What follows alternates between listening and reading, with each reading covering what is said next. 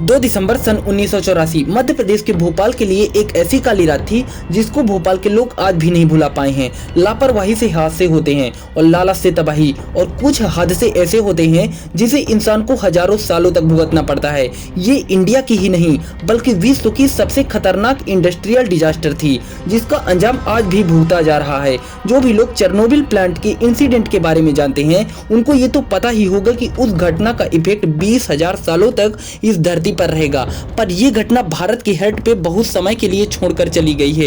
Effect तब तक जब तक ये धरती रहेगी। भोपाल का इस डिजास्टर भारत की हिस्ट्री में एक ऐसा घाव बन के रह गया है जो कि कभी ठीक नहीं हुआ और ना ही कभी होगा। 2 दिसंबर सन 1984 की रात भोपाल के लोग अपना दिन बिताकर सो रहे थे। वो रात नॉर्मल रातों की तरह दिख रही थी, पर उनको क्या पता था कि थोड़ी देर में उनकी जिंदगी में एक ऐसा तूफान आने वाला है जिसका घाव हमेशा के लिए हिंदुस्तान के लोगों को झेलना होगा। यूनियन कार्बाइड इंडिया लिमिटेड एक पेस्टिसाइड बनाने वाली कंपनी थी। सभी लोग इस बात से अनजान थे कि एक कीटनाशक बनाने वाली कंपनी ही भोपाल के लोगों का नाश कर देगी। नॉलेज और अवेयरनेस की कमी के चलते लोग पैसे को ही टॉप प्रायोरिटी देने लगते हैं और कभी कभी लापरवाही में आकर अपनी जान से भी ज्यादा प्रायोरिटी। लोगों को केमिकल्स के बारे में ज्यादा मालूम नहीं था, बस इतना मालूम था कि पैसे मिल रहे हैं हमें और ये काम थोड़ा खतरनाक है। यूनियन कार्बाइड में काम करने के लिए वहाँ के लोग हमेशा ही तैयार रहते थे और कंपनी में लापरवाही और लालच दोनों ही थी। मशीन की मेंटेनेंस होगी नहीं होगी चलेगा, पर प्रोडक्शन होते रहना चाहिए। वर्कर की सेफ्टी हो या ना हो, पर प्रॉफिट बढ़ते रहना चाहिए। क्या गलत है और क्या सही है और क्या जरूरी है, ये जानते हुए भी पैसे के लालच में आकर लोग अक्सर अंधे हो जाते हैं।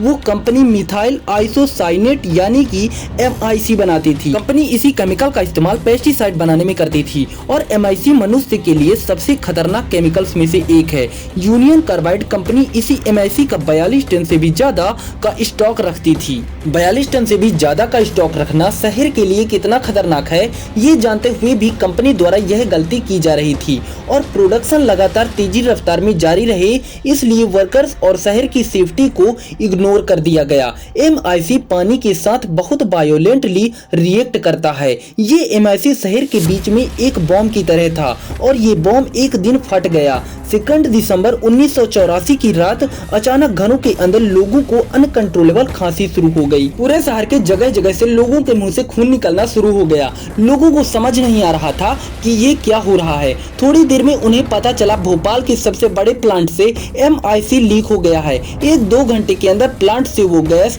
8 किलोमीटर दूर तक फैल गया। सांस लेना एक तरह से असंभव हो गया था और सब कुछ छोड़ लोग घर से दूर भाग रहे थे। वो रास्ते पे ही मरने लगे। कितना डर और तकलीफ थी उस रात वो भोपाल के लोग ही जानते हैं। शरीर से स्किन छोड़ने लगा था और लोगों की आंखें गल रही थी। पूरी की पूरी आंखें 2 मिनट में सफेद रंग में बदल जा रही थी।